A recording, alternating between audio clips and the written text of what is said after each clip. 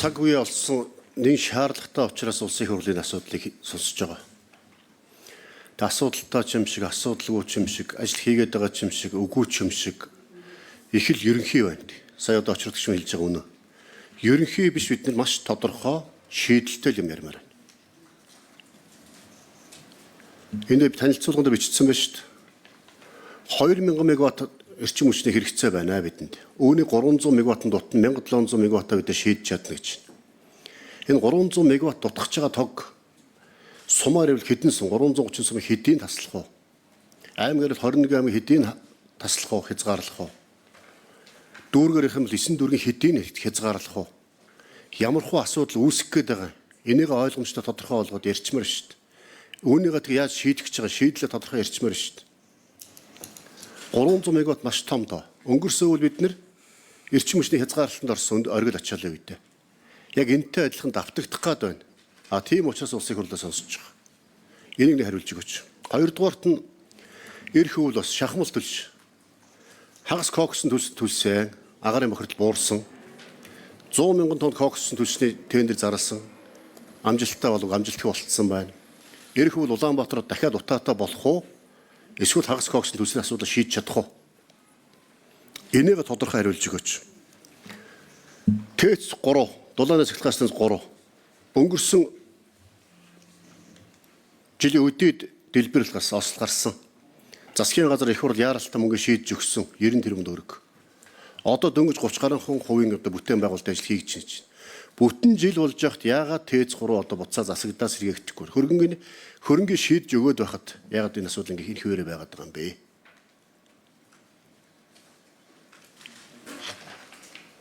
Тэг иймэрхүү юмнуудаар их тодорхой хариулмаар байх юм. Хин удаагаад байгаа, яагаад удаад байгаа? Жил боллоо шүү дээ. Мөнгө шийдээд өгсөн шүү дээ. Дээрээс нь одоо 500 тэрбум одоо тийм тарифа нэмээд цаана дахиад 500 тэрбум одоо өртөө байж байна. Энэ өөрөө яа шийдэх гэж байгаа. Өөрөө шийдэж чадахгүй бол ямар эрсдэл учрах гээд байгаа. Ямар шийдэл байгаа. 800 тэрбум одоо өртөө байснаас 300 тэрбум тарифа нэмж шийдэх юм байна. Цааталт үлдэгдэл 500 тэрбум яах юм. Банкнаас зээл авах юм уу? Эсвэл одоо яах. Дээрээс нь 600 тэрбум хөрөнгө оруулалт хэрэгтэй гэж. Тэгэхгүй бол одоо ослоовоор гарч магадгүй 100% одоо хүчин чадлаар ажиллаж байгаа гэж. Энэ эрх өвлийг тийм үү яаж давах уу гэдэг асуудал бидний хамгийн том тулгымцсан асуудал байна шүү дээ. Бусдаар 30 он 40 он бол хол байна. Мэдээж 30 40 он ярих ёстой. Гэхдээ эрх өвлийг л бид нар яаж давах вэ? Яаж тог таслахгүй байх вэ? Улаанбаатарт хөлдөхгүй байх вэ?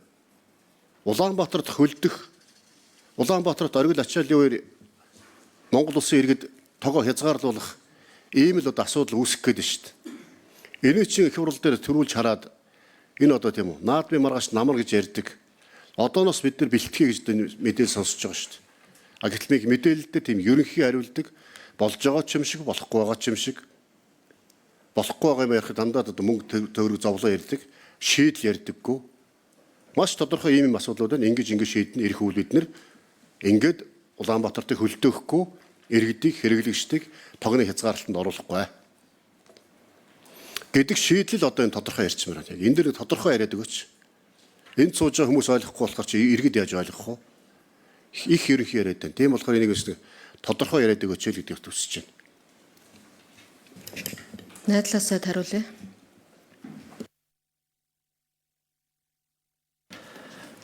За баярлалаа. Тэгээ бямцахтагт баярлалаа. Дараад баярлалаа. Өнөөдөр нэг нь тулгамдсан асуудлыг яг аргагүй улсын их хурлаар эдийн засгийн байнгын хилцэх нь үнэхээр чухал байгаа. Цаг алдахгүй хилцэх, бас гишүүдэд мэдээлэл өгөх. Зөвхөн өнөөдрийн хурлаар биш цаашдаас илүү мэдээлэл өгье гэж бодож байгаа. За яг санал нэг байна. Бид нар хүссэн ч хүсээгүйч гаднаас импортлоод бүгд хятад ард улсаас дахиж импортлох сувг нээгээд 80 мегаватт хүртэл импортлоод бид нар яа харахгүй чадлын дутагд гарахаар байгаа. Энэ чадлын дутагдлыг 2 сарын дотор дулаан цахилгаан станц барьж чадахгүйгээс чааш одоо өмнө бэлтгэлийг хангаагүйгээс хойш бид нар яа харахгүй ийм эрсдэл бол байгаа. Гэхдээ эрсдлийг барахгүй төлөө бид нар ажиллаж байгаа. За энэ жил орох хүүсэр нь бол нэгдүгürt Сэлэнг аймагт өргөдөж байгаа 70 мегаваттын дулаан цахилгаан станц байгаа. За мөн хоёр дахь нь бүгд хятад ард улсаас импортлох боломж өрдүүлээд хуваарлах боломжийг бүтээж байгаа 80 мегаватт хүртэл. За энэ хоёр нэмэгдээд өөр их үүсвэр бидэрт яг дулаан цахилгаан станц байхгүй. Тэгэхээр тэрийг нөхөхийн тулд маш богино хугацаа бид нар ямар ажиллаж байгаа нэхээр тэр 5 аймгийн маш богино хугацаанд ердөөс одоо 7 сарын 1-нд нөгөөдөр зарлаад гэрээг нь хийн 5 аймгийн нийт 220 мегаваттын хүчин чадалтай нарны их усүр араас нь бас говийн бүсэд, баруун бүсэд, зүүн бүсэд маш богино хугацаанд хэрэгжүүлэхээр бас зарлахаар зэхэж байгаа. За энэдээ зэрэгцээд яа харахгүй зайлшгүй ёстой зүйл бол доголдол гарахгүй өвлжилтийн бэлтгэлийг хангах. За энийг бол яг одоогийн байгаа төсөв тарифынхаа хэмжээнд одоо хамаг хүчээд ажиллаад өдөр ажиллаж байгаа. За кокстой холбоотой саяхан засгийн газрын тогтоол гарсан эрчим хүчний салбарт нийслэлийн хэмжээнд өндөржүүлсэн бэлэн байдлаар ажиллахаа. Яг эрчим хүчний яам яг энэ кокс нүүрс утааны асуудлыг шууд хариуцдаггүй. Гэхдээ нийслэл бол энэ дээр энэ эрчим хүчний хүрээнд гаргасан өндөржүүлсэн бэлэн байдлын хүрээнд бэлтгэлийг хангаад ажиллахаар шийдвэр чиглэлээ аваад явсан байгаа. За тэр дутагдaltaй холбоотой нарийн болон ТЭЦ 3-ын асуудлаар ТЭЦ 3-ын захирал Сандууж хариулаад явчих. Тэгээд хурлын дараа би нэг 3 минутад жоо хэмнэсэн болохоор хариулахад бас минут нэмж өгсөн зүг бахаа гэж. Эндрэ микрофоныг өгье. 2 минутаар. За, Бямцгч дараагийн асуултанд хариулъя. Долооны цэгцгээс ТЭС 3 өнгөрсөн 25 оны 6 сарын 20-нд ославар гарсан. Үүнтэй холбоотойгоор бол онцгой нөхцөл байдал тогтоосон байдаг. За, онцгой нөхцөл байдал тогтоосонтой холбоотойгоор маш нууцын хүрээнд 3 одоо том багц ажил хийгдсэн. За, энэ нь бол тухайн ославартай холбоотойгоор барилга одоо битүүмжилж, дээврийн ажил, барилга нөхөн сэргээх ажил өнгөрсөн онд багтж хийгдсэн. За, Улаанбаатар хотын дулаан хангамжийн 30-аас 32% хангадаг учраас дулаанжуулалтын хоноглолыг бол өнгөрсөн оны 12 сард багтаж одоо мөн улсын комисс ажиллуулж өнгөрсөн одоо 25-аас 26 оны дулааны хангах одоо арга хэмжээг авч дулаанжуулалтын ажлыг бол 100% хийсэн байгаа. За энэ ухаангүй маш нуустай байсан учраас бол одоо бүртгэл тооцоо их за мэдээлэл өгөхдөр бол бас харьцангуй хүндрэлтэй байсан. За ингээд 2 багц ажлыг бол 100% хийсэн байгаа. За үүнээс гадна улсын төсвийн хөрөнгө оруулалтаар 7 дугаар машин буюу 25-ын турбогийн дээр нэгийг хийх ёстой.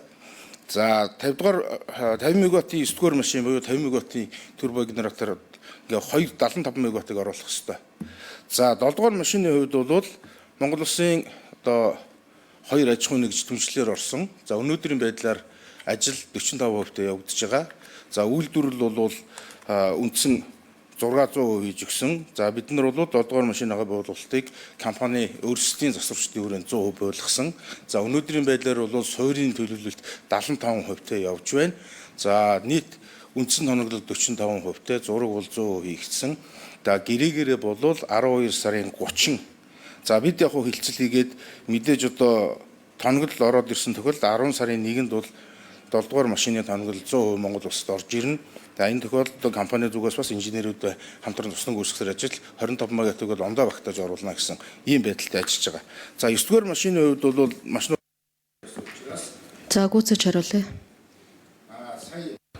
14 хоногийн бол засгийн газрын хуралдаанаар орж нууцаас гаргасан байгаа. За цаад гүйцэтгэгч компани бол нэг нь одоо угсралтын компани, нэг нь бол одоо үйлдвэрлэгч 2 түншлэлээр орж ирсэн. Ингээд бид нар нууцаас гараад гэрээгээ хөргүүлсэн. За энэ тохиолдолд бид нар одоо зураг бол 100% хийгдсэн. Мөн одоо бид нар буулгалтын ажлаа 100% хийсэн.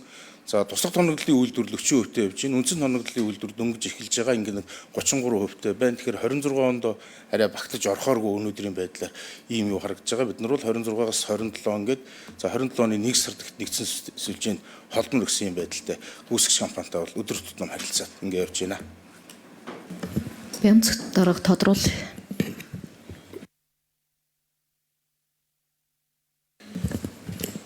Тодорхой асуусан тодорхой хариулахгүй л байгаа юм л та. Гэхдээ одоо та бүхнийг ярихгүй байгаа болохоор асуудал гэж ойлгоё.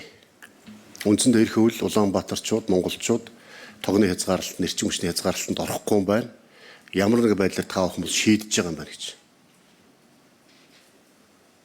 Асуудал юу вэ? Ямар асуудал дээр ямар шийдэл гаргаж ийн асуугаад байхад ерөнхийдөө болж байгаа л гэсэн тийм л хариулт өгöd нь шүү дээ.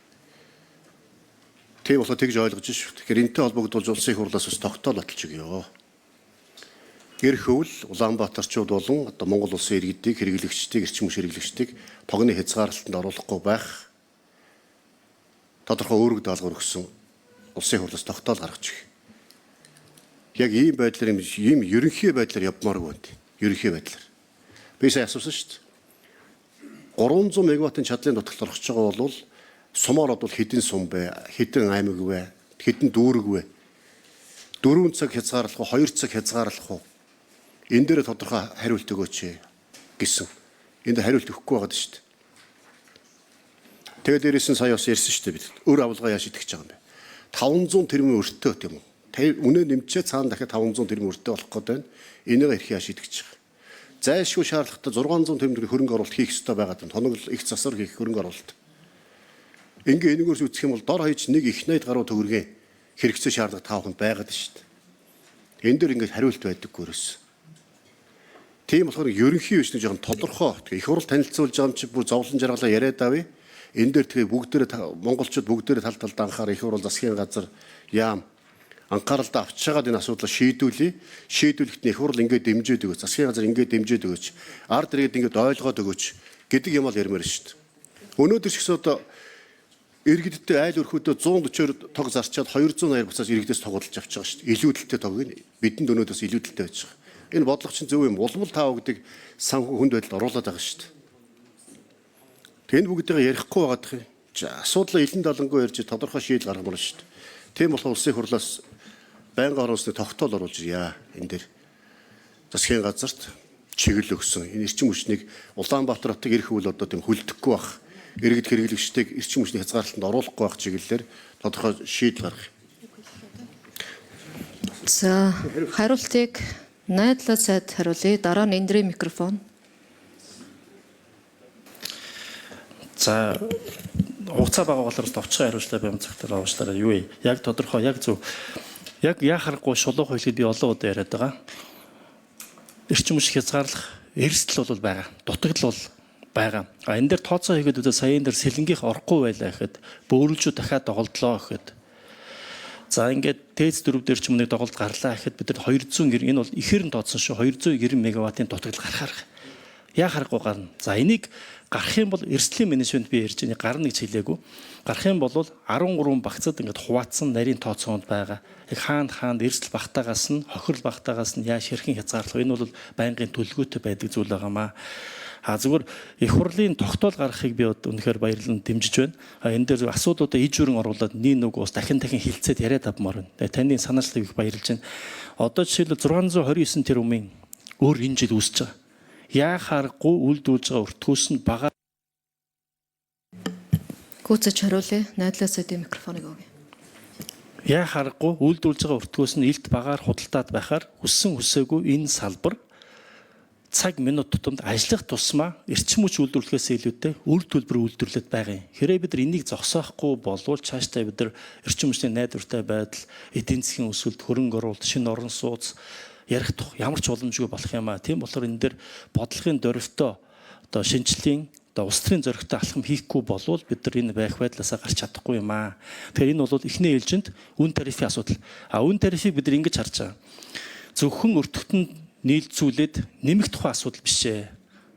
Ялангуяа эрчим хүчний яамны хувьд эрчим хүчний үйлдвэрлэлийн өртгийг бид нар хянаж байгаа. Өртгийг өөрөөр хэлбэл бид нар хамгийн бага зардлаар үйлдвэрлэж чадаж байна уу? Нөгөө ярьдаг шүүмжилдэг хулгай зэлгий байна уу? Үр ашиггүй оронтой байна уу? Компанийн засаглал сайн байна уу гэдэг дээр бид нар эхний ээлжинд төвлөрж ажиллаж байгаа. Үүнтэй зэрэгцээд эрчим хүчний зохицуулахороо тооцоо судал. За эндрийн микрофоныг өгье. Цэрэн жамц Бямцагтарын асуултанд хариулъя. За 4-р цахилгаан станц дээр 70 мегаваттын нэг турбин эвдрэхэд саагдахад бид 1.5 мянган аж ахуй нэгж 25 мянган айл өрхийг 8 цаг хязгаарлана. Энэ нөгөө эрсдлийн менежмент бодж гаргаж байгаа учраас та бүхэн зөвөр ойлгоорой. За Сэлэнгийн 70 мегаватт ороогүй 4-р станц дээр нэг блок гэмтсэн бөөрөлжүүдийн нэг турбин ажиллагаанд ороогүй тохиолдолд 290 мегаваттын дутагдал үүснэ. Энэ дээр нэг цаг орчим бид 4.4 мянган аж ахуй нэгж 80 мянган айл өрхийг үндсэндээ хязгаарлалтын горимд оруулнаа. Тэгээ яг энэ тохиолдолд бол бид нар нийтдээ нэг 14 багц хуваацсан байгаа. Хэрэглэгч байгаа зэрэглээс хамаарат хязгаарлалтын горим хийгээ явнаа.